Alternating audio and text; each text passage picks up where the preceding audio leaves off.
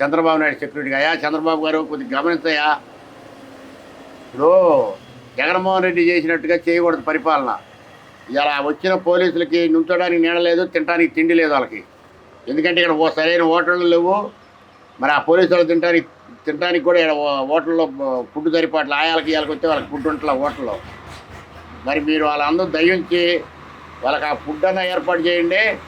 మరి ఏడన్నా వాళ్ళకి షెల్టర్ అన్నా ఏర్పాటు చేయండి. పాపం రోడ్ల మీద కొనుక్కుంటున్నారు ఆ పోలీసులు. మరి గత ప్రభుత్వంలో కూడా మేము ఎట్నే ఏడిచాము, మళ్ళీ ఇప్పుడు ఎట్నే ఏడుస్తున్నాము అని ఏడుతున్నారా పాపం. చంద్రబాబు గారు, నువ్వు లోకేష్ గారు మీ ఇద్దరు ఆలోచించి వాళ్ళకి ఏదన్నా ఒక షెల్టర్ ఏర్పాటు చేయండి రాజధానిలో. ఆ షెల్టర్లో అన్న కొనుక్కుంటారు. 4 ఫ్యాన్లు పెడితే వాళ్ళు దారుణంగా ఏడుతున్నారు పాపం పోలీసులు. కళ్ళనీళ్ళ పరింతరం అవుతున్నారు వాళ్ళు.